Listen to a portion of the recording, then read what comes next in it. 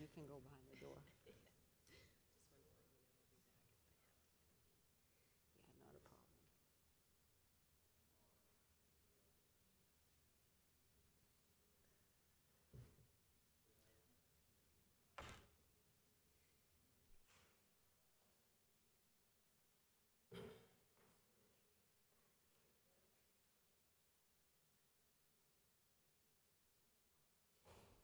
Test, test, test.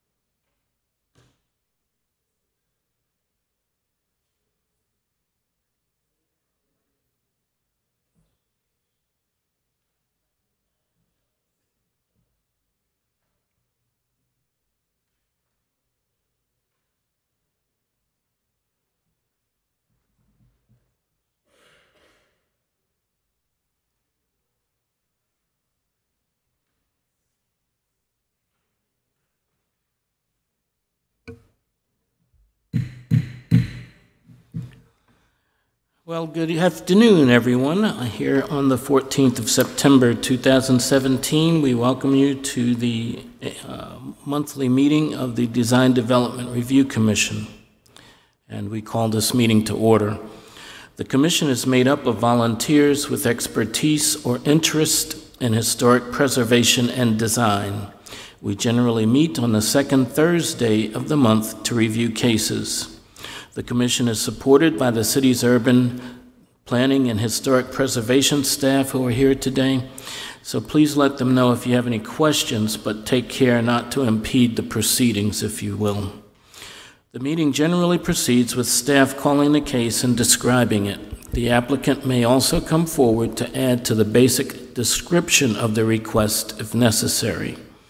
If so, please try to keep your presentation to less than 10 minutes. The commissioners will then have the opportunity to ask questions. After this period, I will ask if there is anyone in the audience who wishes to speak for or against the proposal, and audience comments shall be kept to 2 minutes per person. If there is, the applicant will then have an opportunity to respond, and this rebuttal shall be kept to 5 minutes. In most of the cases, we will make a decision tonight after all information has been presented.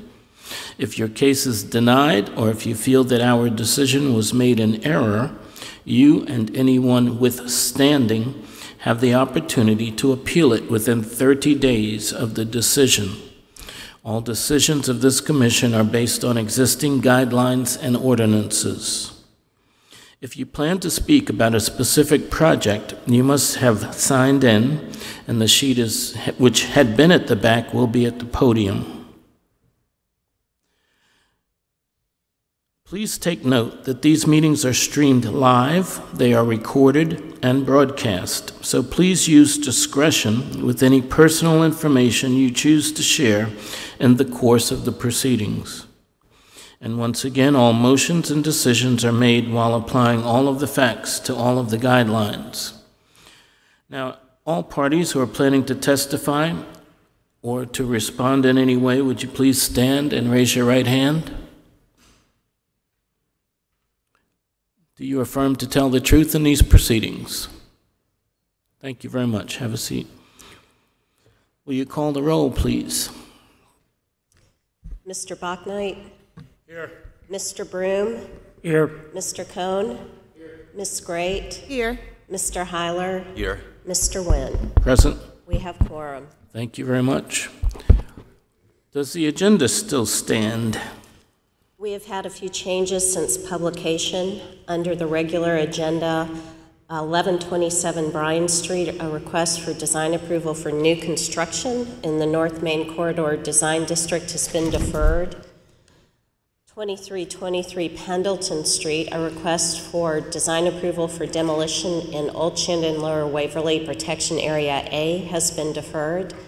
And 2205 through 2209 Green Street, a request for design approval for a fence in Old Shandon Lower Waverly Protection Area A has also been deferred. 1527 Gervais Street, a request for design approval for exterior changes and new construction on an individual landmark has also been deferred. Thank you.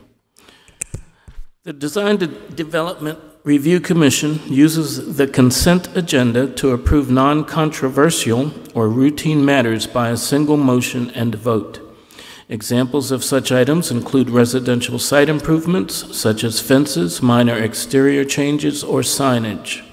If a member of the DDRC or the general public want to discuss an item on the consent agenda at the beginning of the meeting, that item is removed from the consent agenda and considered during the meeting. The DDRC then approves the remaining consent agenda items. Will you please read the consent agenda now that remains? Certainly. The consent agenda today is 1701 Pendleton Street, a request for design approval for exterior changes and preliminary certification for the Bailey Bill in the University Architectural Conservation District. 3027 Klein Street, a request for preliminary certification for the Bailey Bill in the Melrose Heights Oaklawn Architectural Conservation District. and 1907 Henderson Street, a request for design approval for exterior changes and preliminary certification for the Bailey Bill in the Landmark District. Thank you very much. Is there anyone here on the podium or in the audience who wishes to remove any item from the consent agenda? There being none, is there a motion to accept the consent agenda as it stands, as well as the minutes from our prior month's meeting? So moved.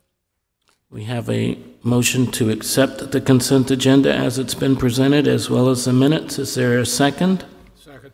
We have a second. Any discussion? Will you call the roll, please?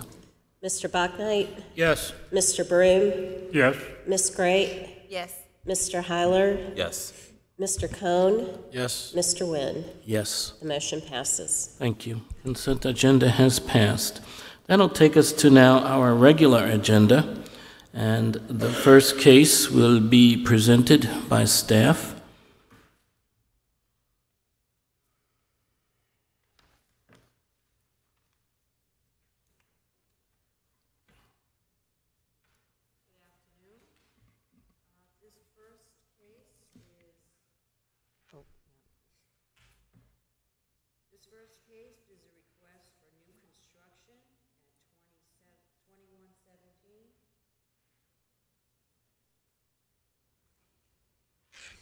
Hello? Okay, here we go.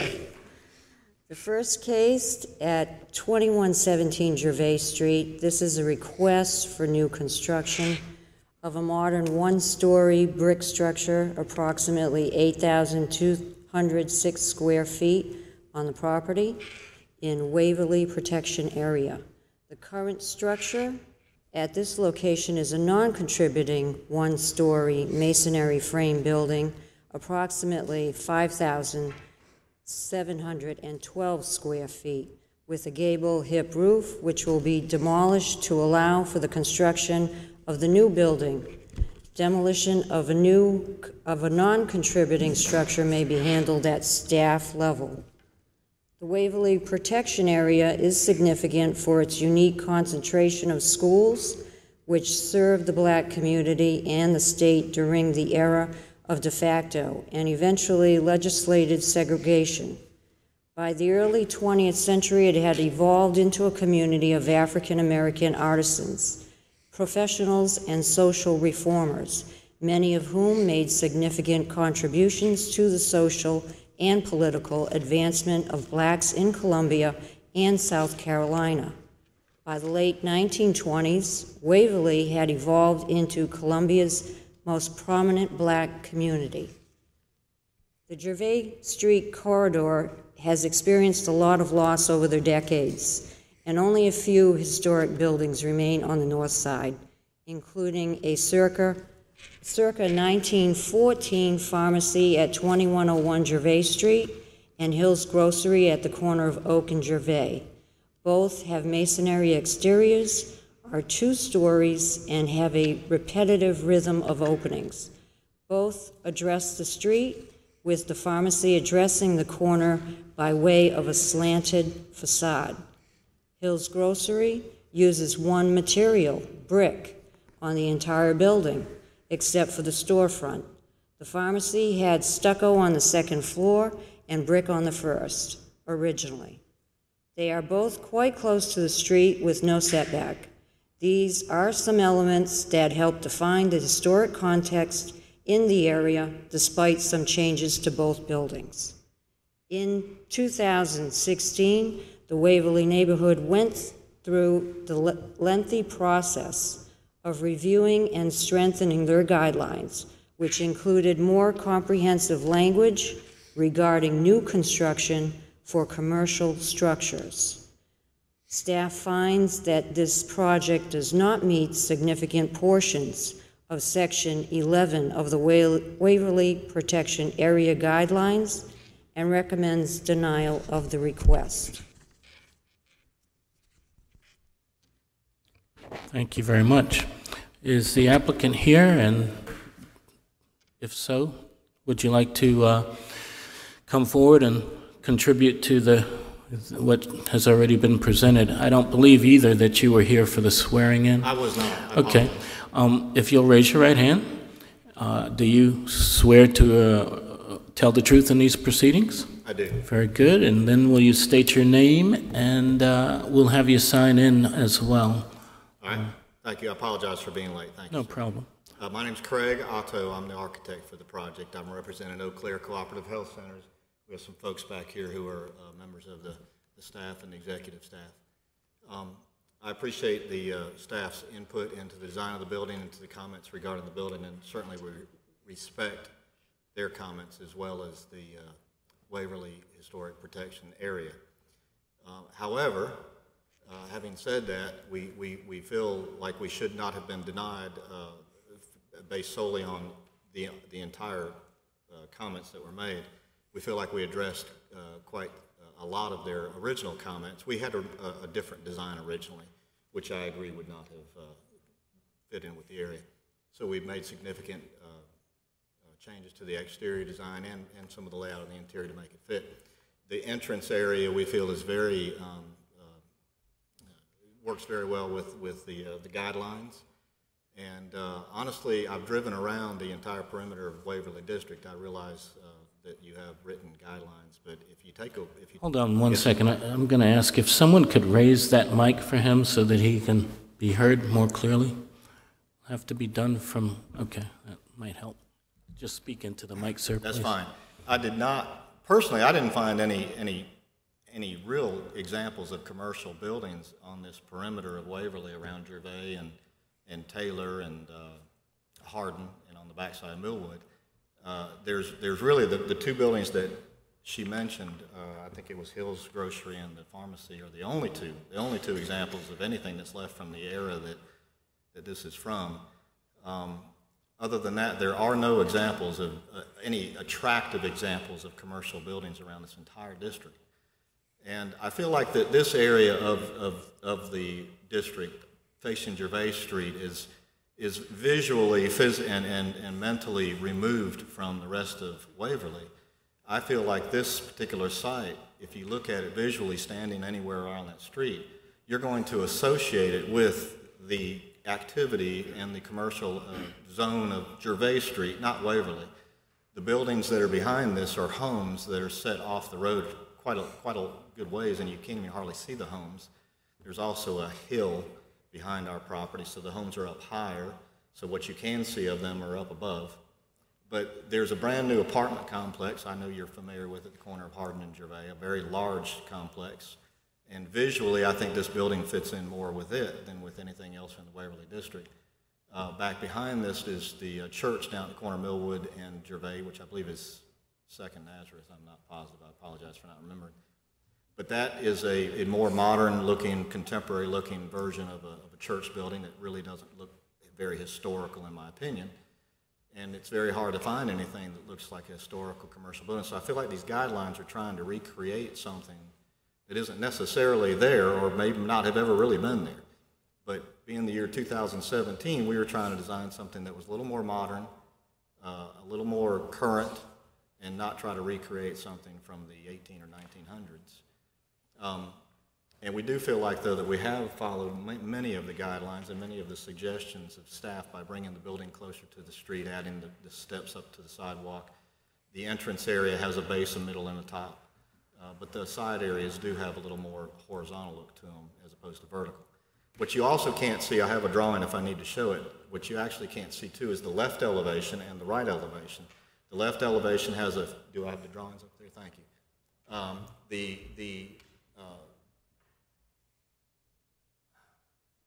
Well, I see a mistake in that. The very top elevation, which is the left side, that horizontal band of windows that's on that right side of that drawing, those should actually be floor length windows. I didn't even realize that was on there like that. On the right elevation, you'll see that there's a large window bank. That's in a conference room. That same size window bank was actually supposed to be up on that left elevation on the top. So there would be more glass there. So around the entrance, there's a significant amount of glass, and on the right side of the building, there's a significant amount of glass. The horizontal glass on the right front of the building is intended to be a bit of a contrast to the large expanses of glass. And we're also trying to provide privacy for the doctors who have offices behind those glass windows. Those are the doctors' offices locations. And so we're trying to keep the windows well above view level when anybody walking by because of the private nature of the material that's inside any doctor's office. So anyway, I guess what I'd like to say is that we feel like we've designed a very attractive building that would fit in very nicely with the Gervais Street corridor and even with Waverly. And we'd like you to reconsider or to consider our approving the project in spite of and the staff's denial request. How about in concert with, and not in spite of? That's what we're here to do, is to work with everyone. We thank you, and we'll continue on with any persons or any questions that may come from commissioners. I have a question. First of all, I'm not quite sure, what's the function of this building? It is a medical clinic. It is for OBGYN specifically, the entire complex. If you're familiar right now with Eau Claire Cooperative Health Department, Health Center has a building up around the corner from this building on Hardin Street. Yes. It's a two-story building, on most of it, part of it's one story. OBGYN is currently in that one-story area of that building. They are running out of space. They want to expand that clinic into that current OBGYN area and move OBGYN down to here so that the Waverly Women's Clinic has its own identity all by itself, specifically for women, OBGYN. The other clinic is for children and adults and everything else. Very nice. You have a shared driveway from Gervais to that property in the back? That is correct. From Gervais, you can go up the street, up that driveway, and either immediately turn right into the parking lot here or go straight up the page, and you're in the parking lot for the Hardin Street building. There will be some interaction of staff and folks between these two buildings, but not a lot. Very good. Thank you. Any other questions? Commissioners? Thank you very much. I do have a question or two. This will be a one-story building facility? It is only one story. Okay. It's a relatively tall building because we wanted to make sure that the air conditioning units on the roof would not be seen from the street. There is no room to put them on the ground. We don't want to put them on the ground anyway. We feel they're more secure on the roof, and we like the system even better with rooftop units. And the height of the central column, why that height? Well, I guess for visibility, we wanted it to be noticed and to be seen. If you drive by the current facility that we're going to demolish, there's two big oak trees in front of it, and it just kind of blends in with the background. I took a photograph of it to try to show it, and you could barely even see the building because of the trees. We're not taking the trees down. In fact, that tree that's shown there is one of the to the right one. There's another one to the left, and our current building is really pushed more to the left than this building is. This is pushed closer to Pine Street to the corner. But it's to be visually noticeable so that you don't miss it. It's to create a bit of a more modern look.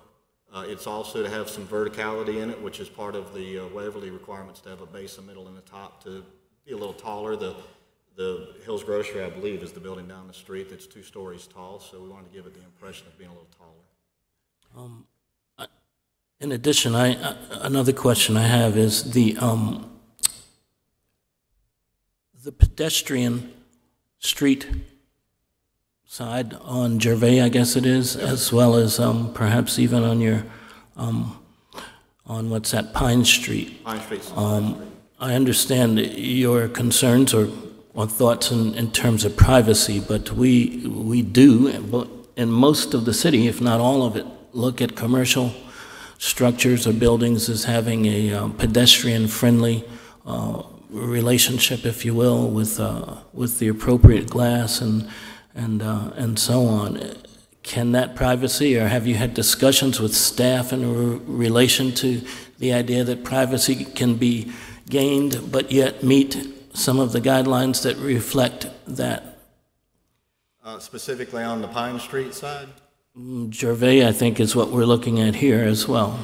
Well, part of the reason for the orientation is that the parking lot is on the left side of the property, which is oriented towards the driveway that the other commissioner was mentioning a few minutes ago going up to Hard Street. So all of as much as there's this idealistic view of pedestrian traffic coming off the sidewalk and from the side streets, in this case, 99% of the folks are going to be coming in from that parking lot. And so it's hard to have the parking lot side look like an entrance side, the Gervais Street side looking like an entrance side, and then the Pine Street side looking like an entrance side. It's not impossible, but it's very difficult. So we wanted the orientation of the building to be more to the left of the property to where the parking lot is. So that's why the Pine Street side does not necessarily look like an entrance. If I could comment on that. So the purpose of the pedestrian-friendly design isn't because that's where people are entering the building. It's when pedestrians are walking down the sidewalk that they're not walking by dead buildings. It's to make sure that we have an urban feel to this design. Thank you. I appreciate you correcting me on that. I apologize for inferring. And so that is of concern, or one of the things we would hope you might have had some discussion with staff about. When you mentioned the utilities on the roof, the presentation of what I guess is a parapet is quite large. Is it necessary to have that much of a parapet, which lends to a very blank presentation of what is not a second story? I don't know that it needs to be quite that tall. It could probably go down, I'm going to just guess 2 or 3 feet. It couldn't go down significantly and still hide the units. We've got inside the building, we've got a height that we need to maintain under the structure, the roof structure above, in order to run air conditioning, ducts and lights and those kind of things. And then there's the depth of the structure itself. It's always a bit of a subjective thing to say, well, we don't want to see the air conditioning units from the ground. Well, how far away from the building do you need to go before it's okay that you could actually see those air conditioning units? I think in this particular case, the building is raised above the street. It would be very difficult to see those air conditioning units from anywhere up and down Gervais Street or any of the approaching streets, other than perhaps as you go up and down Pine Street. Then you're going to be able to see, as you go up the hill, you're going to be able to look down and see them on the roof. I don't think there's anything we can do to cover those. I think part of the concern, as you reference, is the base, middle, and top, and that middle band is just very, very plain. And I don't know if that's artificially due to the height of the parapet or just because there's not a lot of detail other than the brick wall that we see. There's not a lot of detailed brick wall, and that was on purpose, and we can certainly make some adjustments. It was to give it a more modern look rather than... More brickwork and more detailing the brick is typically more part of a traditionally designed building than a more modern designed building. So we were trying to minimize the detailing of the brickwork to make it look more modern. Not that something can't be done. Anybody else have questions? So was 27 feet the height to the top of the clear story or the top of the parapet? I believe it was I'd have to see those drawings again. I believe it was to the top of the parapet. I couldn't. If you give me 1 second, I've got a draw. I can't read that.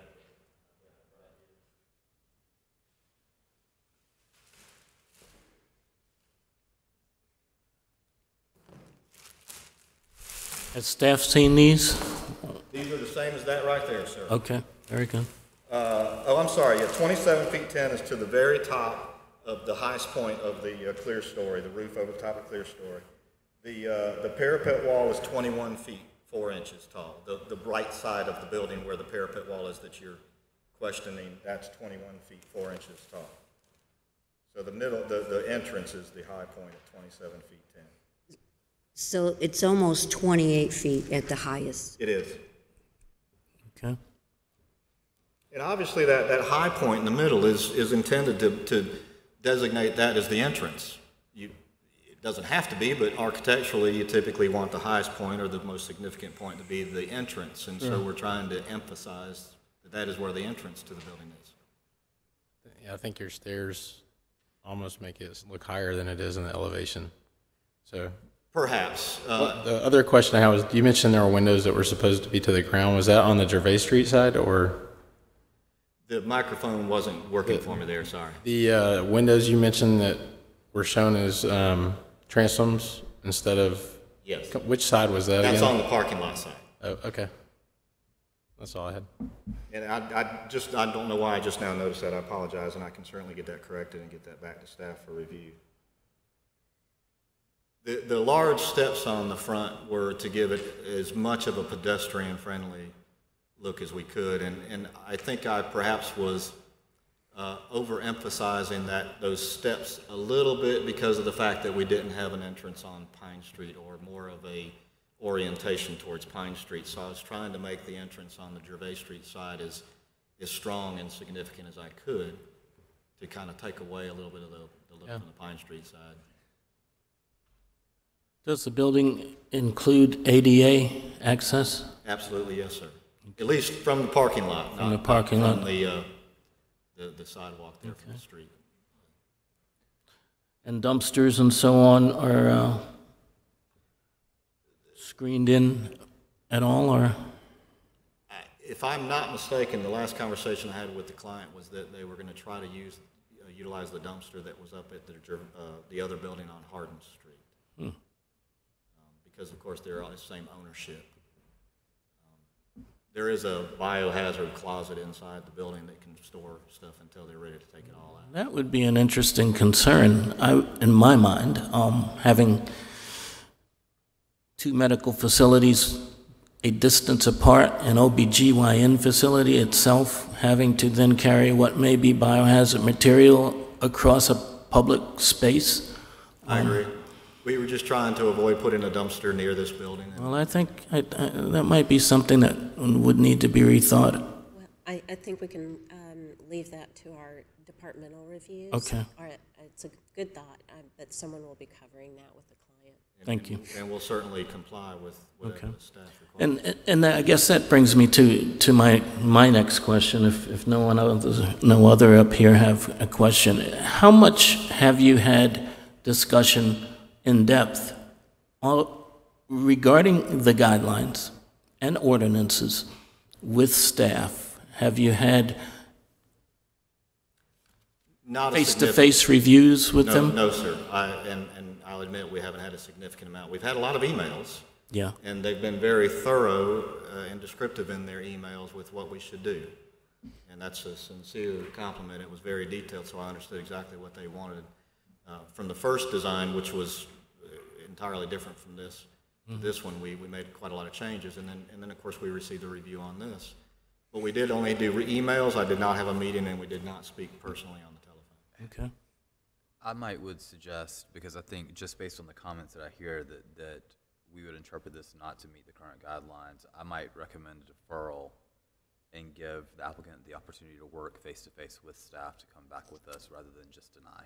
Mr. Heiler, I appreciate exactly what you're suggesting or what you've just stated. But before we move to a motion in that frame, is there anyone else here who would like to speak for or against the project? Thank you, sir. Thank you.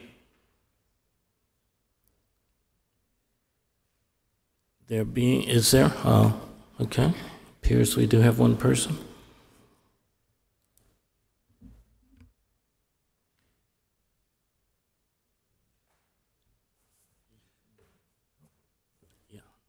Good afternoon.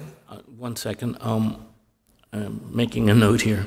I don't believe you were here for the initial swearing in, so if you would please raise your right hand. Do you affirm to tell the truth in these proceedings? Yes, I do. Thank you very much. State your name and then proceed. My name's Eric Marcus Schleter. I'm a family physician and the chief medical officer for the Eau Claire Cooperative Health Center. And so I understand there was a question about the biohazard, and I just wanted to get some clarification on what the concern was. Well, I was cautioned or it was suggested by staff that that would be handled at the staff level.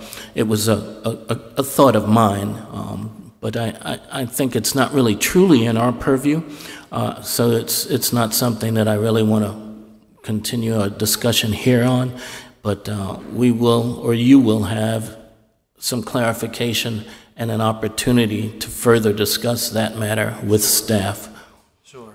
I guess the thing that I wanted to share with the team here is in terms of the historical context of the Waverly community. We talked about the fact that the Waverly community historically has been community, African American community, professional community that really was located there and really met the needs of the community growing up over time. And that is exactly what Eau Claire Cooperative Health Center is. Essentially, it is an organization that is there to serve the needs of that community, okay? In terms of our makeup, in terms of we accept patients who don't have insurance, who have insurance, Medicare, Medicaid. We are kind of a safety net organization, but we provide private practice type of service. So in terms of the Waverly community, we are exactly a representation of what has been there before. The only difference is that things have changed, and so I think the structure that we have is very much similar to our larger building that is just up a little bit above above this. And so we feel like in terms of just context, the organization is growing, and that's a reason for this site. And so we feel strongly that not only is it keeping in context of the historical nature of the community, that we're kind of passing on the torch to us in terms of continuing that professional service in the community. And so I think that, for this is a very important part of that growth and our ability to continue to meet the needs of the community that has been there for a long time. And so I just wanted to, let the group know that, we feel strongly about what we're proposing, and that historically it really meets what the community has always been about. Absolutely, sir. And I will respond to say that, and I would hope I speak for the full commission here, but we're very proud to have Eau Claire Community Health in the region. The services you guys present or provide to everyone, and I've known your founding father, I'm going to call him, for many years. So yes, it is certainly a wonderful thing to have you growing. Appreciate it. Any other questions or discussion here from the commissioners? And no one else in the audience who would like to speak? As we move to a motion, I think Mr. Heiler has stated it quite well, that we are going to look at a motion. I think it's important to understand that though there is a desire to bring new, up-to-date modern construction into neighborhoods throughout the city, it is also important, and that's why we have guidelines and ordinances that lend toward having adjacent structures kind of blend within a community, if not necessarily having to mimic prior construction that existed. I think as we move to a motion, in fact, I'm going to present the motion, but in a little different way here. I'm going to motion that we defer any firm decision today, but defer it to a subcommittee meeting. Now, this commission has had this opportunity and experience in the past. By subcommittee, what that actually entails is having the architects and applicants meet with a number of commissioners, architecturally look at the various aspects, some of which have been discussed today, some others that may come up in that subcommittee meeting, and that would allow for a more guided approach to this without a strict or firm deferral or motion to deny, if you were. So if that might meet what you were suggesting, Mr. Heiler. And what we would do is have city staff schedule that subcommittee meeting, provide notice to those commissioners who are willing and able to attend, as well as you, sir, and your staff and others within a reasonable amount of time to then come back to, to then go to planning and then come back to the DDRC. Is that appropriate? That's correct. Yes. Okay. That's my motion. Yes, we have a second. Any discussion? Would you call the roll, please? Certainly. Mr. Bachnight. Yes. Mr. Broom. Yes. Ms. Great. Mr. Heiler. Yes. Mr. Cohn. Yes. Mr. Nguyen. Yes. The motion passes. Thank you. So this project at 2117 Gervais Street will now go to subcommittee to meet with the applicants as well as staff and commissioners, and then be presented in full at another time after that.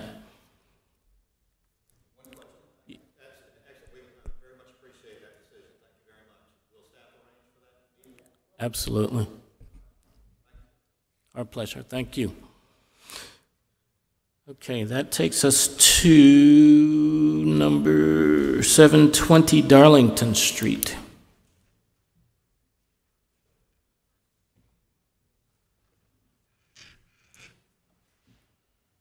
This is a dwelling, circa 1930 craftsman form, is a contributing one-story wood structure in the district of Earlwood Protection Area A. Although very simple, the house is typical of others in the area and on the street. The property has been in ownership of one family since 1980 until recently sold in March 2017 to the applicant, according to Richland County records. The property has been vacant for an undetermined period of time. There are signs of vagrancy inside as well as underneath in the crawl space. On August 17th, staff visited the building with the owner to evaluate the condition of the structure. Staff observed numerous structural issues. Pictures are included at the end of evaluation. Staff was restricted to a specific area inside due to floor failure and foundation instability. A structural report has been submitted by applicant along with the proposed plans for the subdivision of the lot and new construction. Staff finds that the structure has not been adequately maintained and the structural deficiencies are significant. It is not the last of its kind in the area. It is likely not capable of earning a reasonable return on its value, and that staff recommends for demolition according to Section 17-674 of the City of Columbia Ordinance. Thank you. Is the applicant here? And please, sir, come forward. You were here for swearing in, I believe. Sir, but I did not sign in. Okay. You'll state your name and then you can present, please. My name is Andrew Lucas. Lucas Properties is the official owner of the property. She said it very well. The property, we acquired it along with another property that we have rehabbed that needed extensive work due to termites. This one we got into and realized there's no putting it back together. In the pictures, you'll actually see where the roof, and there's the picture there, the back half of the house is separated. The roof has been extended past where the shingles even touch. It's been that way for a long time, and so it's completely deteriorated. The floor, it's basically non-existent. Kind of feels like cardboard walking on it. The sills, joists, everything has been rotted out. And I actually enjoy historic structures. I don't want to tear them down, but there's no saving this one.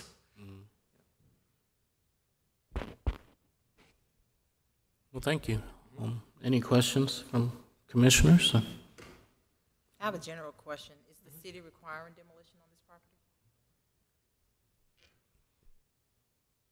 property? This question is more for staff. You have it here, I believe, or your recommendations certainly lend to demolition. I'd like for you to please state the conditions required for demolition for the record, and have all of our commissioners understand which ones apply and which ones may not.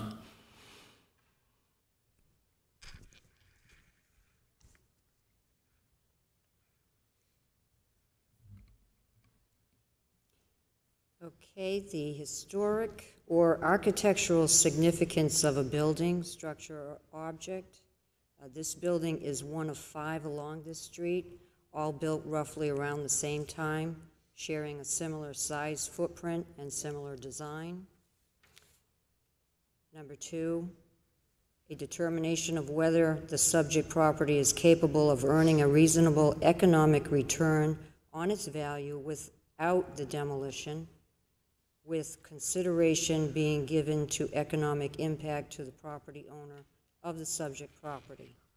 This guideline is not meant to indicate that there is a guarantee of an economic return on a property, but rather to determine if it is capable of earning a reasonable return.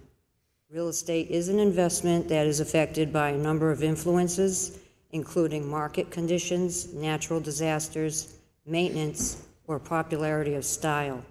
That being said, this 1,043 square foot building has clearly suffered from neglect and appears to have been vacant for quite some time, aside from evidence of vagrancy.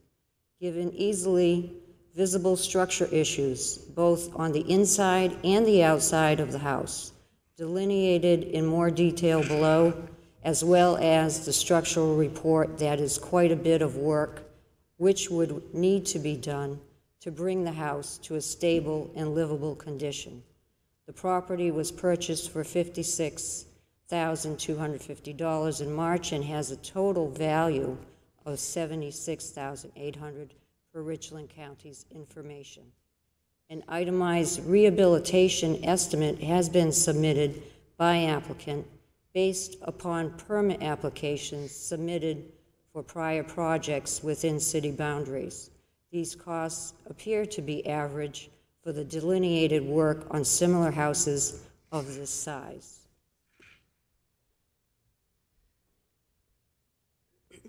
The importance of the building structure or object to the ambience of a district. This building, given its style of architecture and use of materials, certainly contributed to the ambience of the district when it was largely intact. Whether the building, structure, or object is one of the last remaining examples of its kind in the neighborhood, the city, or the region. This is not the last of its kind in the immediate neighborhood, nor in the city. Whether there are definite plans for reuse of the property if the proposed demolition is carried out, and what the effect of those plans on the character of the surrounding area would be.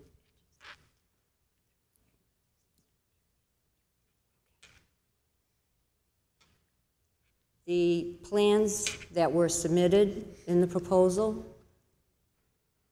they are going to be building a wood frame structure which will be replacing what is there existing now.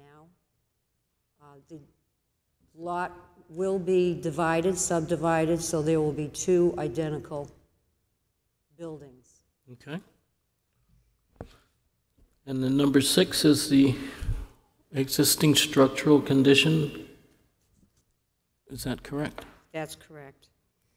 Although there's no history of maintenance, The building is in poor condition. Walls and ceiling are separating to a point of viewing outside foliage. Walls and chimney are deteriorating, and there is water damage throughout due to roof rafters rotting, failing.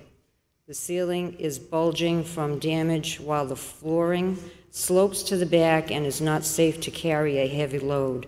Okay. The exterior of the building has been neglected for a long period of time, and the resulting serious structural issues had not been addressed prior to the applicant taking ownership. Okay, very good. So just for the purpose of time, we've got two others, and number 7 is whether or not the building or structure is able to be relocated, or whether a site for relocation is available, and obviously this would not be a relocatable building. And as I think we had a current question, the city has not labeled or announced this building as being ready for be demolished. So it appears, again, for the record, and I wanted this to be voiced and understood amongst the public, mainly in terms of our decision that as we go forward, because demolition is an important concern within the city. And as you said, historic structures matter. So this does meet most of, if not all of, the criteria that has been established for demolition within the city and within historic districts. Is there anyone here who wants to add or speak in favor or against this request for demolition? Any questions from commissioners? My understanding, we're going to have a motion on to demolish the building, but we're not talking about the new construction. Correct. We're talking about the demolish of the building. Correct. This application is for demolition. We have no, there is not a presentation on what the new construction will be, nor will our decision be based on what new construction may come. Generally, just for clarification on that, we like to see an idea of what is going to be presented for its impact on the neighborhood, but the approval for new construction will come back as a separate item on another agenda. Thank you. Thank you. Thank you, sir, for your presentation. And if there's no further discussion, we'll ask for a motion on this application at 720 Darlington Street for demolition.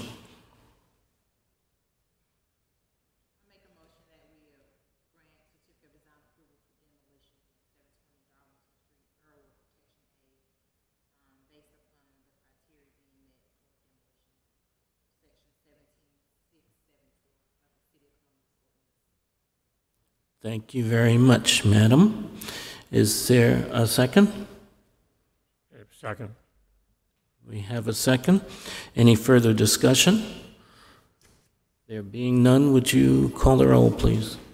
Mr. Bachnight? Yes. Mr. Broom? Yes. Ms. Great? Mr. Heiler? Mr. Cohn? Yes. Mr. Nguyen? Yes. The motion passes. Thank you. We have passed the application. You have a motion for demolition. Our next case to come forward is 4019 Ensworth Street.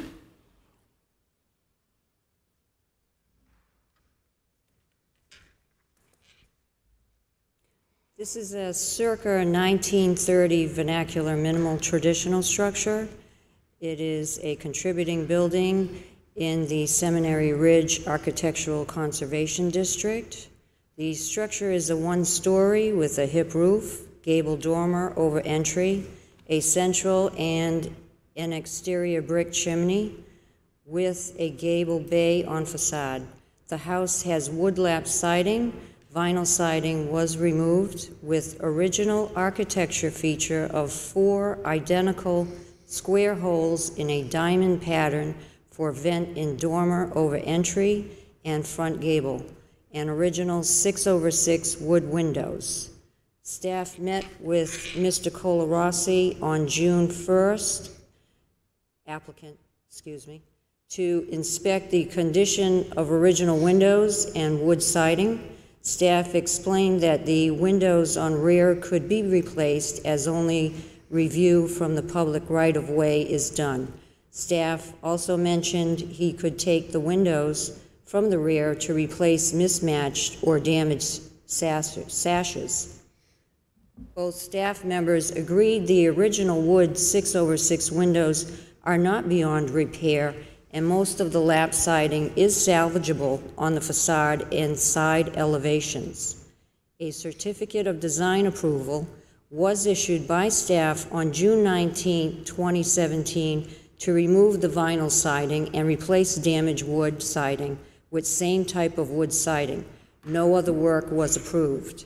On July 27th, both staff members were in Seminary Ridge, noticed some unpermitted work, and proceeded to place a stop work on the property. The applicant had replaced 2 original wood windows on the left elevation with vinyl windows and removed all the lap siding on the left elevation, started to build a deck in the rear yard, and removed the wood columns and front door crossheader surrounding the entrance without a permit and without discussion or approval by staff. The proposed plans indicate replacement of all the original wood windows with vinyl replacements, install a new gable vent, replace the door and door jamb with a steel door, replace siding on right side of house where it was seamed for a later addition on rear, and remove damaged siding to many areas of the house. Staff will handle the proposed roofing replacement.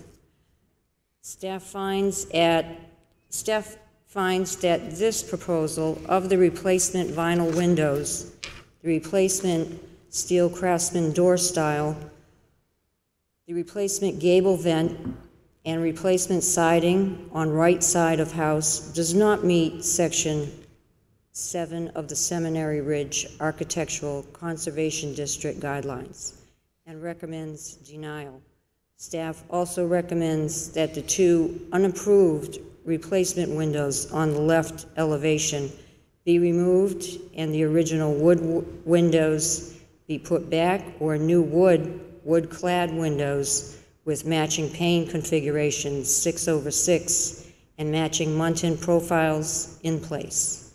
The wood columns and front door crossheader be rebuilt using the photographs taken for this evaluation, and the lap siding be replaced with correct board width, texture, reveal, and detailing. All details and plans deferred to staff. Thank you. Is the applicant here? Would you like to come forward and add to the presentation, please?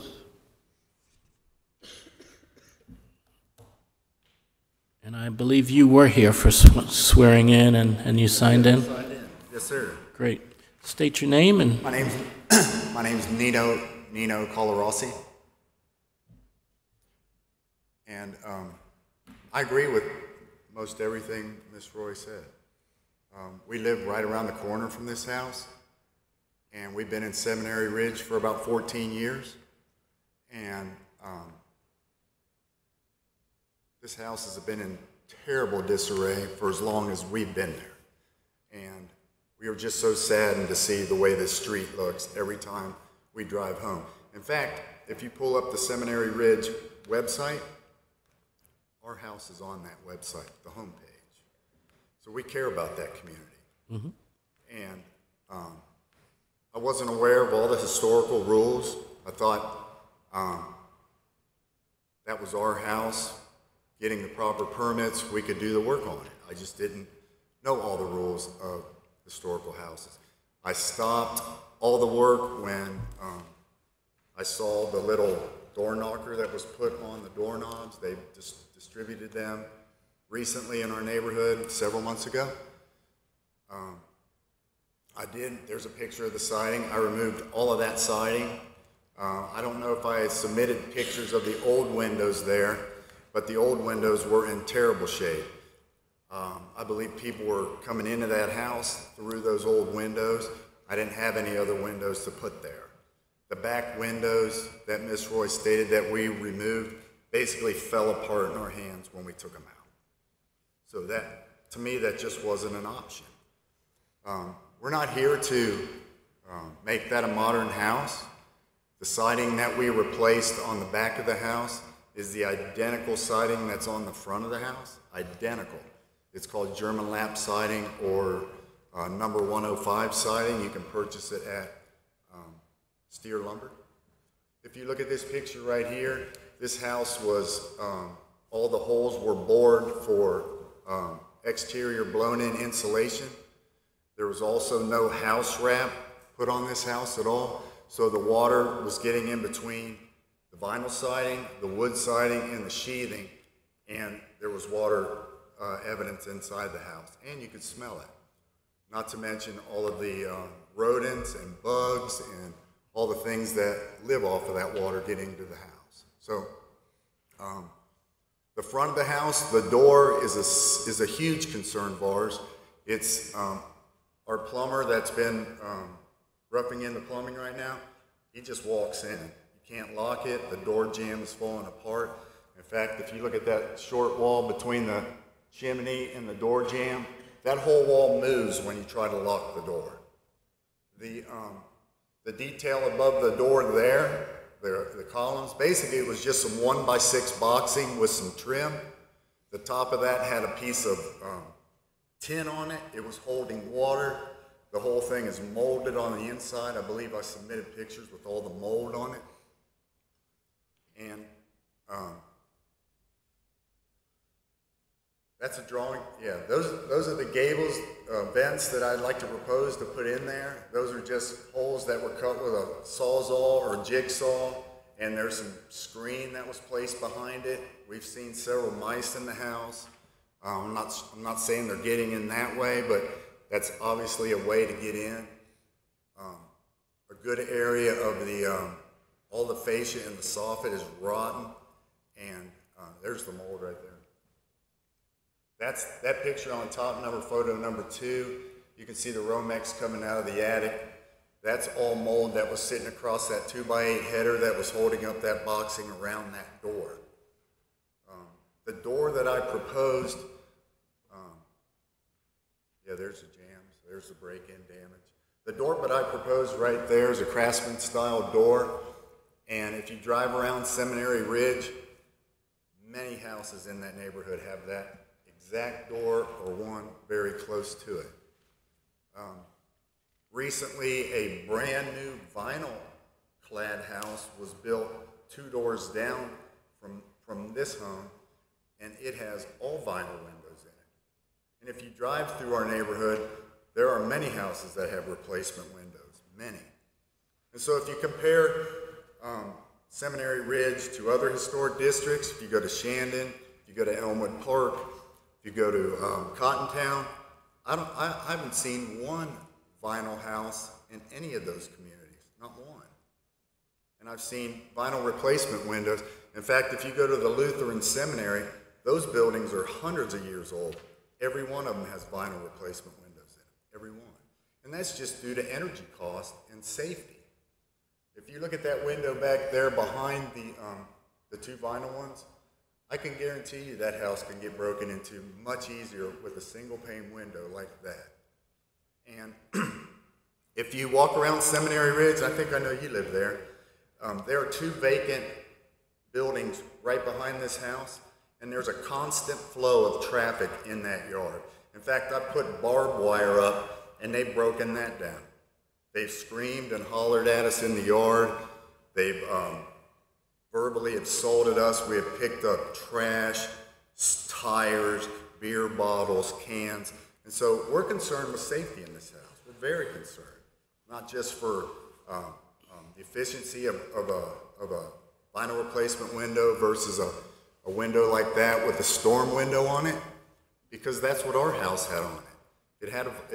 It had a storm window on it, and our heating bills in the wintertime were over $600. Now, I respectfully submit, I'm from Columbus, Ohio, where it gets to below 0. I've never had a $600 heating bill when I lived there. And we've been here now 14 years we've lived in Okay. Seminary Ridge.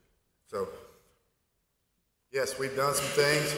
If you look at, I don't know if there's pictures of the back of the house, but the deck that we did has been approved by the inspector.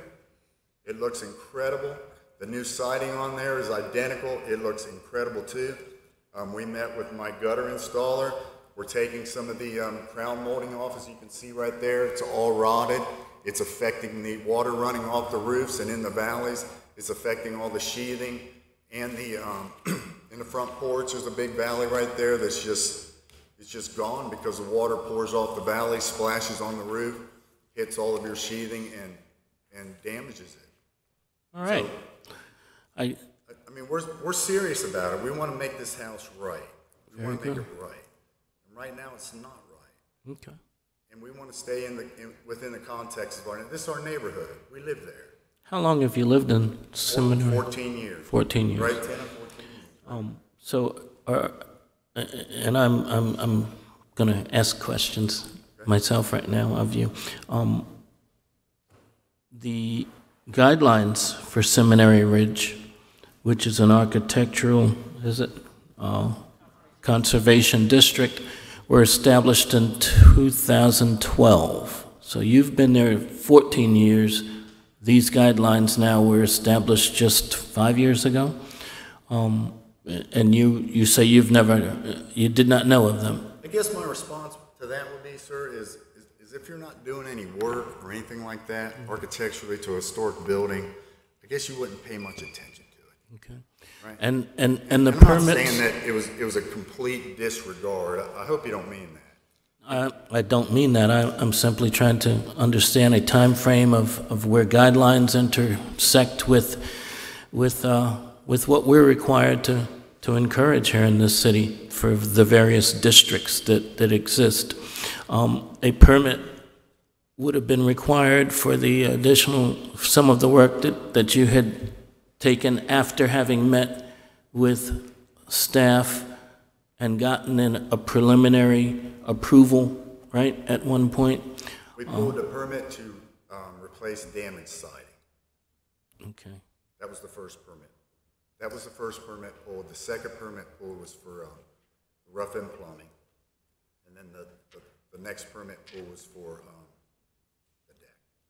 Okay, so a lot of this current presentation that we're seeing for a lot of the exterior work was without a permit having been pulled. Well, we didn't do any more. We haven't worked on this house for at least a month.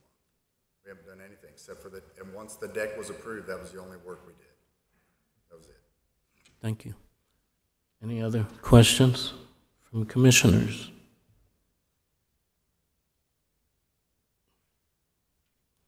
No questions? Is there anyone in the audience who would like to contribute, both for or against this request?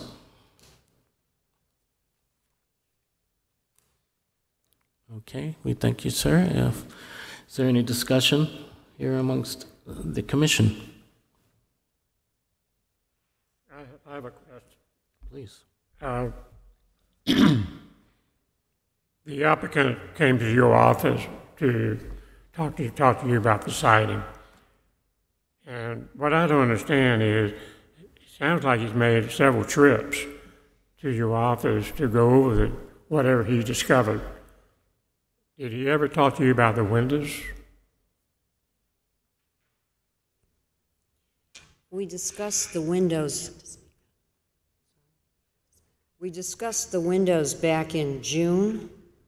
We actually walked the property, 2 staff members and Mr. Colarossi.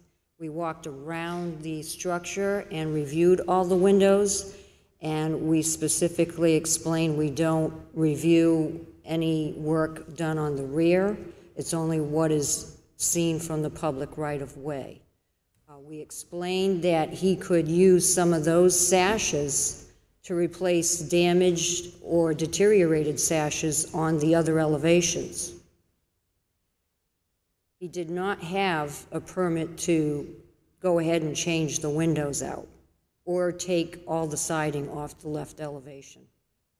Well, what confuses me is, sounds like you got a piecemeal permit. Seems like you ought to have one package permit. That's what confuses me. That is correct. No other questions? You can come up, sir.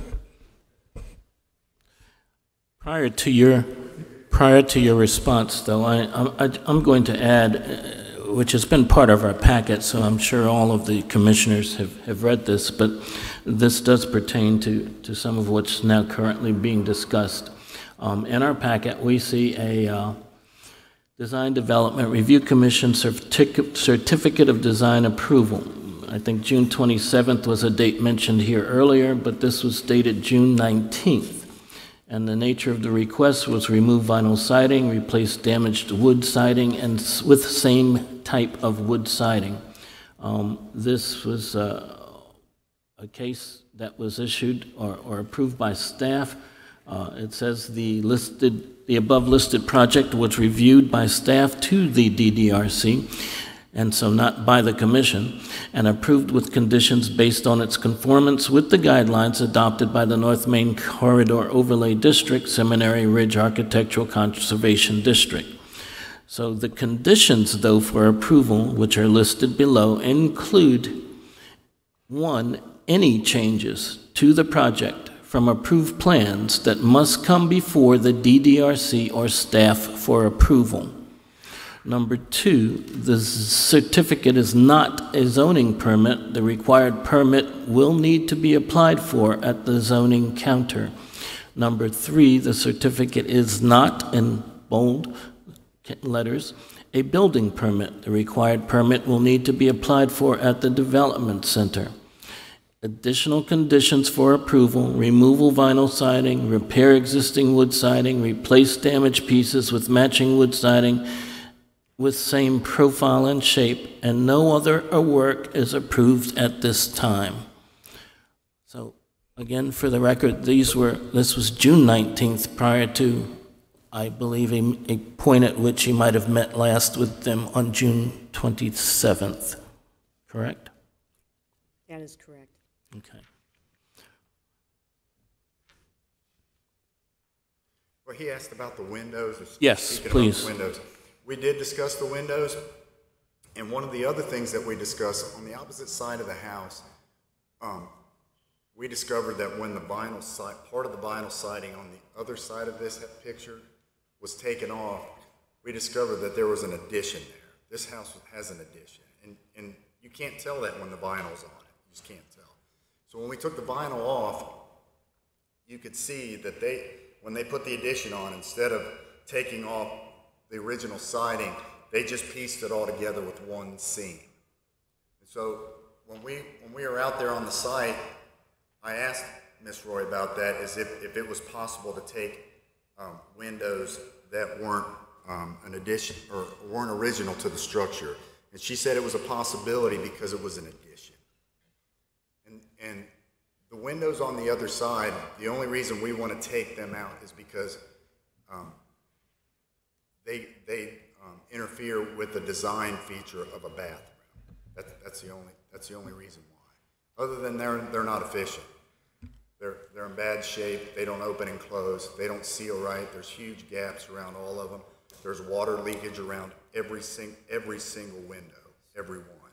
So, question for staff, just to be clear on the guidelines. The guidelines never prohibit replacing windows when they're damaged or in poor shape, but it dictates the type of windows with which they can be replaced. Is that correct? They need, if they're beyond repair, they can be replaced. Fair enough. With specific similar windows. Exactly. The materials have to match, pane configuration, Muntin profile. What were the previous windows? Were they 9/1 or? No, the original were 6/6 with There was a profiles back on window. the exterior. There was a window on the back that matches that profile right there. There was one window. So there was two different window designs. There was a 9/9 and a 9/1, like those are. And so I didn't know which ones were original. Okay. All right, are there any further questions of the commissioners? No? We thank you, sir, for your presentation. Thank you. Yes, sir. There are no further questions. Is there any discussion?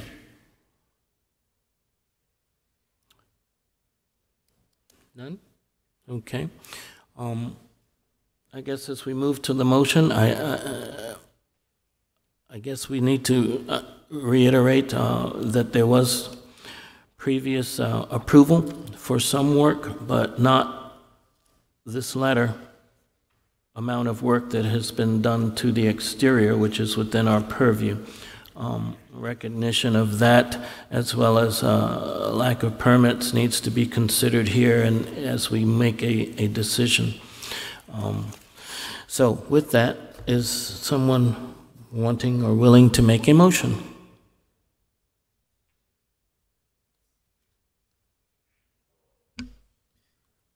Mr. Chairman, I make a motion in two parts. One is that the proposal to paint the brick and the proposal for a front porch addition at 3017 Amherst Avenue are not... That's the... Oh, sorry. I'm on the wrong one. Yeah. Sorry.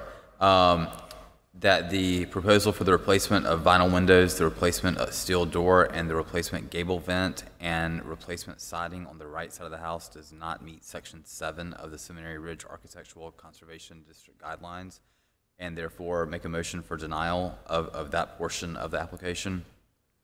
On top of that,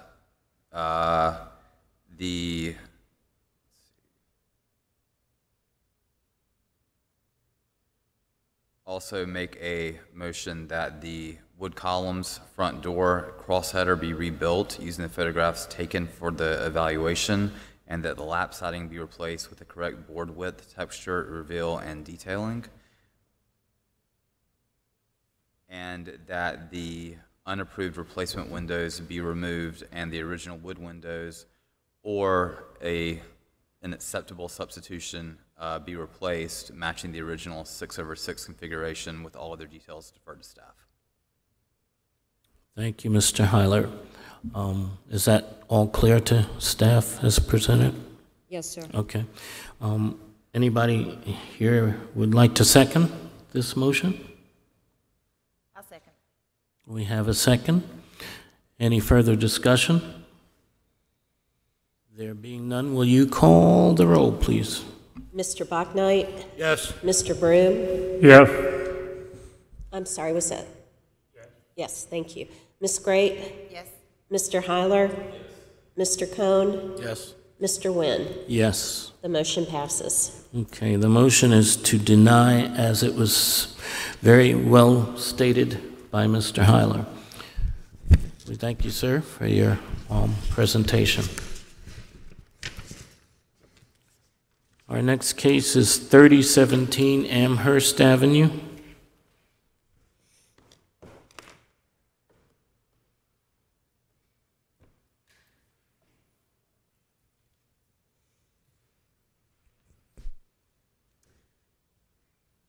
This is 3017 Amherst Avenue. It's a request for certificate of design approval for exterior changes and addition in the Oakwood Court Architectural Conservation District. This is a 1930s brick veneer house built in the Tudor Revival style, which features a prominent exterior chimney, decorative stonework on the chimney and around the arched doorway, half-timbered front-facing gable, and multi-pane double-hung windows.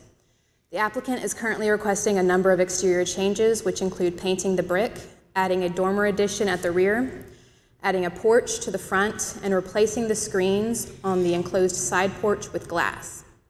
Staff has found the request for the dormer addition at the back of the house and the request to replace the screens in the enclosed porch with glass to be in keeping with the guidelines.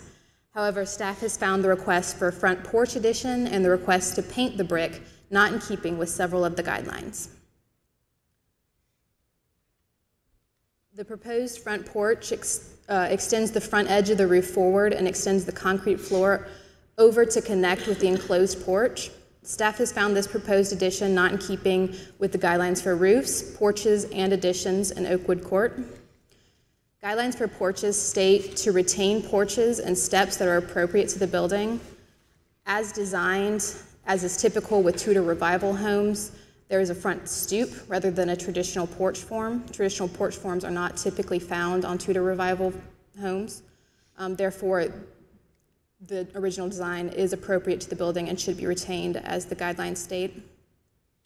Guidelines for roofs state to preserve the original roof form in the course of rehabilitation. As this porch addition would extend the roof forward at the front of the house, it alters this historic roof form in a highly visible way, which is not in keeping with the guidelines. Another guideline for roofs states to retain or replace where necessary the distinctive architectural or stylistic features that give roof its essential character. One of the most distinctive features of this house is that front decorative chimney. So extending the roof forward not only alters the roof form, but it obscures this chimney, and the chimney gives it roof character and the house as a whole its essential character. Likewise, the guidelines for additions state to site additions so that they do not detract from or obstruct important architectural features, especially at the principal facade, and to limit the size and scale of an addition so that it is clearly subordinate to the original structure. As stated before, the proposed porch addition along the front facade will obstruct this decorative exterior chimney. And since this chimney is one of the most distinctive features on the building and part of the composition of the principal facade, obstructing it with a porch is not in keeping with the guidelines. Additionally, this porch addition is very large and very prominent and is not subordinate and not in keeping with the guidelines. With regard to the request to paint the brick, the principles for masonry siding state that it is important to keep masonry in good repair, leaving it as unchanged as possible, and that where brick and other masonry finishes are unpainted, they should generally remain so. The guidelines state to identify, retain, and preserve masonry features that are important to defining the overall historic character of the building, such as walls, joint and unit size, tooling, bonding pattern, coatings, and colors, and to repair or replace where necessary deteriorated material, duplicating in size, shape, and texture the original as closely as possible. The applicant is proposing to paint the brick, leaving the stones unpainted, similar to this example that they have provided.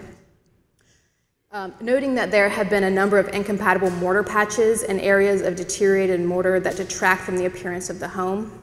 However, staff has noted these mortar patches to be only minimal to the building. Mortar will always require maintenance in any brick or brick veneer home, and its deterioration is not cause for painting a brick building. And painting the brick and mortar is not a suitable alternative to general maintenance and repair. Incompatible mortar patches can be removed and replaced with compatible mortar, as can the deteriorated mortar. Without any extenuating circumstances, such as extremely porous or rapidly deteriorating brick, staff finds that painting the brick is not in keeping with the guidelines. Therefore, staff finds that the proposal to paint the brick and the proposal for a front porch addition at 3017 Amherst Avenue are not in keeping with sections 8 and 10 of the guidelines and recommends denial. However, staff does find that the request for alterations to the side porch enclosure and the request for a rear dormer addition at 3017 Amherst Avenue are in keeping with sections 8 and 10 of the guidelines and recommends granting a certificate of design approval for these items only, with all details deferred to staff.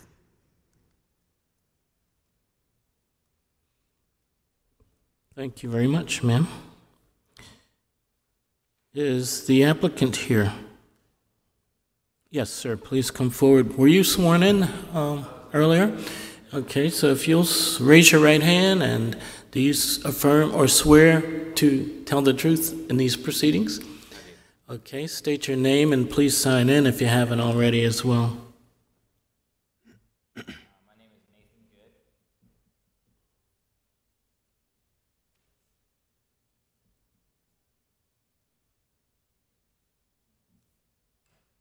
All right, speak into the mic, please, clearly, and state your name again, because I don't think that would have been recorded. It's Nathan Good.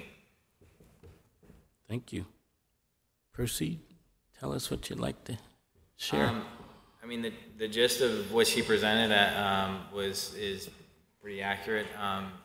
As far as the front porch goes, I would tend to disagree with it obscuring the chimney. I understand the chimney is a very prominent part of the architectural design. However, what we're trying to do is actually bring it, like tie it all together. If you can see from the drawing below, the posts are something that we're designed to try to complement the chimney as well, with some stonework integrated with the brick as well. And obviously the front porch is something that is completely impractical. I mean, I understand if it's part of the design of the structure itself, but as you can see at the top, there's some sort of vinyl metal structure that's over the door that basically is a waterfall when it rains anytime. And unfortunately, I don't have any pictures of the actual the concrete slab itself, but the water has created a significant amount of damage to that uncovered area, and we're just trying to make it a much more practical space. And obviously, you know, back then, even though it wasn't necessarily the architect's original intent, it doesn't necessarily make it a good idea as far as the actual the porch as it is. And we're just trying to improve on that, but still show the intricate design of the chimney, as you can see pictured below. It's still quite visible. So that's the porch part. And we're hoping it would actually, you know, have enough of a slope to the porch that it wouldn't detract from the design of the house itself, but it would certainly, you know, it would complement it and kind of tie it in as if it was a part of the original design itself. As far as painting the brick, one of the things that we had done, and when we had first moved in, I don't know if, like, I can give you some history of purchasing the property. It was a foreclosure house. It was actually it was actually a rental property prior to us purchasing it. It had sat empty, I think, for about a year before we actually moved in. It was a foreclosure, and there were some drug dealers that had lived in this house, and so it was basically busted by the feds. And it was in poor condition. We were also, because it was a foreclosure, we were not given any kind of information to it being a part of a historic, I believe it was a conservation district. And I understand that's not anybody's problem here, but it was one of those things that we felt we were kind of duped into to purchasing something that had such a stringent guideline for renovations, because we had a lot of vision for this place. And obviously, as far as the property itself, I mean, just as the last gentleman had pointed out, whether or not that's a valid point or not, there's a lot of renovation that's been done. There's a lot of painted brick throughout that neighborhood, and I don't think that it would detract from the property value, or you know, I think it would just improve the value of the home, and obviously the look of the house as well. Well, thank you, sir. Are there any questions? So is there, in one of the pictures, the gable shows a white is different than the picture up right now? Which one's current? Okay. This picture is current. Did you do that work to that? The Tudor-looking part of the gable? I actually took off vinyl siding. Okay. I removed vinyl siding that had started to come off, and I just removed it. That was it. I'm just trying to understand how this is a Tudor. The Tudor revival? Yeah. Well, common features are half timbering, prominent chimneys, the arched doorways, stonework. Yeah, and then I mean, it's a is cottage. is the painting, the other thing is the painting, it doesn't say it's specifically excluded or you're not allowed to do it. I guess it just says it's discouraged. Or is it? Yeah, generally unpainted masonry should remain so. Okay. Yeah. I'm just familiar with that street. There's a lot of painted houses over there. Yeah, quite a few. Yeah. Any other questions? Is there anyone here in the audience who is here to present for or against your application? None. Okay. Can I make one more point? Sure, sir. And obviously, I think we would beg to differ with staff as far as the paint or the brick being damaged. The damage of the mortar throughout the entire, the pictures that I took were surrounded around the entire home. The mortar was basically falling apart. I did mention it to a gentleman who was actually doing some tile work inside. I didn't ask him to do that, but I think when I was away, he was trying to find something to do. So he literally had gone around the house and done a very poor job of trying to patch this mortar. And of course, as you can see, it doesn't match at all. And I'm sure, a steel brush and a good cleaning could potentially help it, but there was a lot of damage throughout the surrounding of that entire fascia of the house. And a good painting would just basically take care of that in a much more cost-effective way, and it would improve the property value tremendously. Thank you. I'm going to address, having right before me here the actual guidelines for the Oakwood Architectural Conservation District that apply to a question that was just asked by Mr. Cohen. It does refer quite a bit to painting historic masonry, the concern being, that texture and where brick and other masonry finishes were unpainted, they should generally remain so. Very clearly stated here. On the understanding being that painting obscures detailing and alters the distinguishing original qualities of a building. Now, this district also applies to other districts in the city. Guidelines have been formed at different times. I mentioned a prior case where a date was brought forward for their guidelines. The guidelines here were set in 2007. So I would venture to say that many of those homes that are in your district that have been painted may have been painted prior to those guidelines. And certainly we can't, guidelines set a date forward.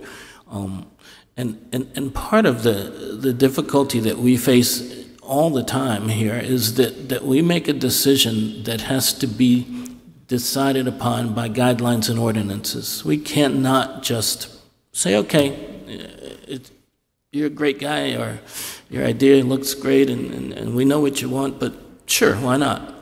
We worry about precedents that are set, and if we defer from the guidelines, and we're not doing the job that the city expects of us as commissions, as commissioners, or as staff members. So please just understand that as we move forward with a decision here, it is based on those principles. Is anybody here willing to offer a motion?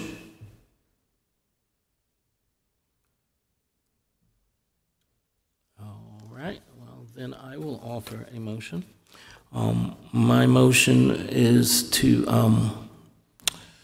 actually twofold, I believe. I'm going to take the second one first. And I am going to motion that we approve the certificate of design approval for these items only, with all details deferred to staff. And these items include alteration to the side porch enclosure and the request for a rear dormer addition to 3017 Amherst Avenue, and that they are in keeping with sections 8 and 10 of the guidelines. Is there a motion or a second to that motion? We have a second. Is there any further discussion?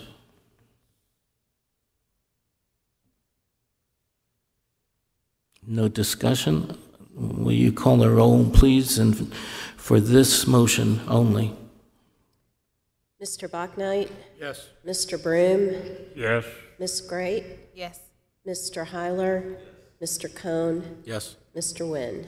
Yes. Motion passes.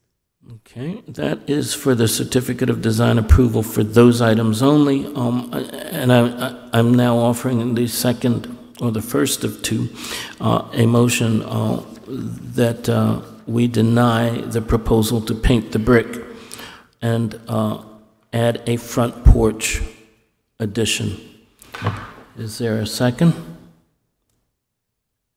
A second. We have a second. Any further discussion? Mr. Wynn, could y'all cite the sections of the guidelines, please, with that? I'm sorry, that too, okay. Proposal not, I recommend I offer a motion to deny the proposal to paint brick and add a front porch addition based on sections 8 and 10 of the guidelines for this district. We have a motion, and I believe we have a second. Is there any further discussion? Can I add something, or is that discussion? Not at this point, sir. What's that? Not at this point. Would you call the roll, please? Mr. Bachnight, Yes. Mr. Broom, Yes. Ms. Great, Yes. Mr. Heiler, Mr. Cohn, Yes. Mr. Wynn. Yes. The motion passes. Okay. Thank you very much. Thank you, sir. And I believe that's the end of our case load for today. We do have on the agenda any additional business. Is there any? Not that I know of. Okay. Let me just add, for all you guys on the commission here, we have 3 persons who are not here today. They will be notified of, as well as all of us, of that subcommittee meeting. We would certainly like anybody and everybody who can attend to do so. It will probably be at staff offices on Washington Street at a time. We'll be notified by email. Right. What we typically do is send out a poll to try to give y'all, see how many people can optimally make it. So we'll try to get that set up by Monday at the latest and send out to y'all. Thank you. Thank you. There was something else. I guess that's it, huh? All right. We'll hit the gavel. Meetings. Is there a motion to adjourn? Very good. Thank you. Meeting's adjourned. Thanks, everybody. You know that picture he presented where it was painted this, on the corner of Oman. And I come down High Road from Millwood to get in the Sandy neighborhood. I drive by there every day, watch the progress, and I said, they're painting. So I talked to Walling, W-A-L-I-N-G. She said that my neighborhood, Shannon neighborhood, does not have purview of the guidelines. What? Couldn't believe it. So I got to get with the Shannon Neighborhood Council and make them understand what they're up against. Because the only thing they could do is either approve or deny demolition. That's it. Yeah, there's just some character protection areas. I don't get it. Demolitions and relocation.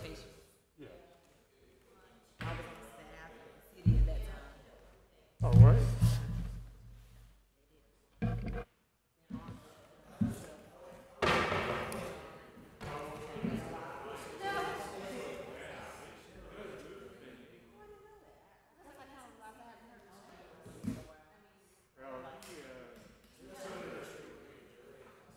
His office is in the old